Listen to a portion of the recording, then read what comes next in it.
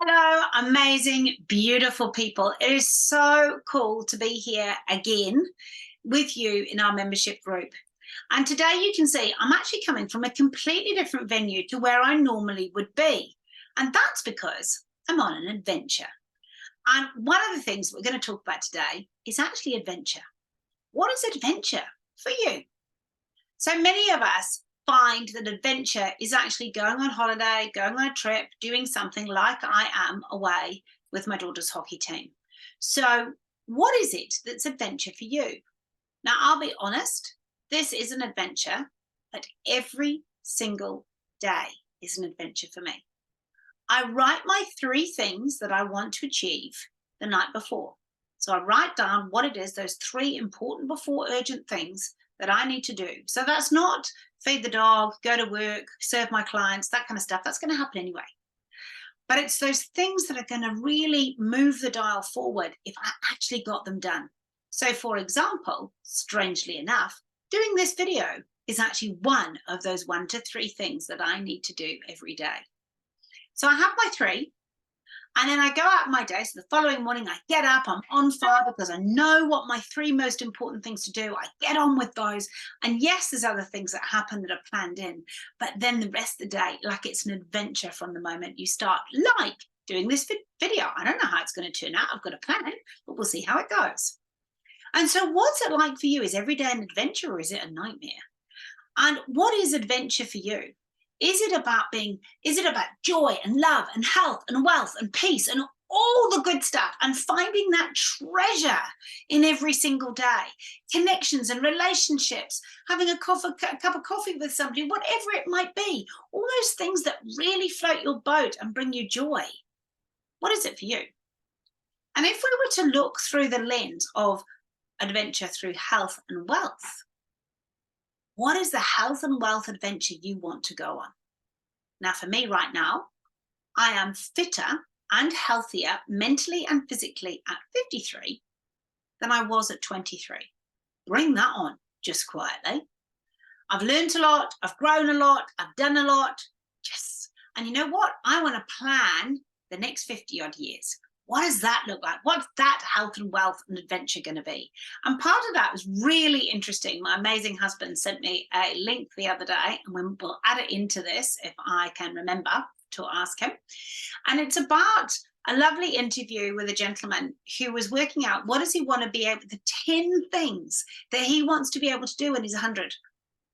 And he is working back, he's reverse engineering what are those 10 things he wants to be able to do? And what does he need to do for his strength and conditioning now so that when he gets to 100, he can do those 10 things, like bend over and put your undies on, or whatever it might be that you decide. So what's health and wealth for you now? And what's health and wealth for you in the future? And also, what are you investing in? There are 2 parts of health and wealth for me. Sometimes there are things I'm doing now that I need to cut out. Could be carbs, could be sugar, could be sitting on my bottom watching Netflix. Because quite frankly, I'd be much better off eating paddock to plate and going for a walk with the dog, listening to a podcast rather than Netflix, something that's inspiring, something that's uplifting, something that's going to take me towards where I want to go to. If I wanted to become a financial investor, I would be listening to stuff about financial investment. So whatever it is for you, I encourage you to really think, what do you need to take away? What do you need to add in? So I needed to take away carbs and sugars to lose the 18 kilos that I've lost this year. But I need to add in some exercise and some water and hydration at a whole new level. So there's always a, what do I need to get rid of so that I can bring in the space for the new, for what is right, for what is going to give me health and wealth. And also, I'm stewarding what I've got. We've talked about stewarding before. So stewarding all the things that you've got in your hand to create health and wealth, whether that's a property or property that you own, whether it is a car that you've got spare that you could rent out to somebody or sell, or whatever it might be to create health and wealth in your space. So I just really encourage you. There are 2 or 3 things that I would consider. One is what really brings you joy. What does health and wealth actually mean for you today and in the future?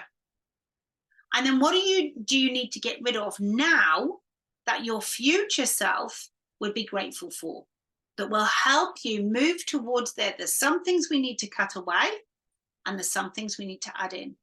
And so those really are my tips today for health and wealth. Is where are you now? Where do you want to be? What do you need to cut out? What do you need to add in? And with the adding in, sometimes we need to find a coach. So I use Teresa Kowalczyk because she is amazing at helping women over 50 lose that keg round their belly. Amazing.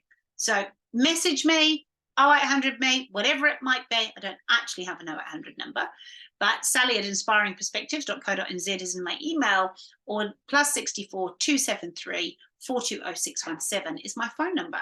So give me a buzz. If you want to do some of that stuff, I can pass you on to her.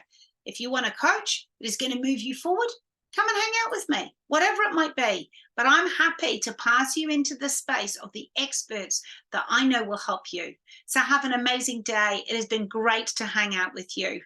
And I look forward to seeing you next week. God bless.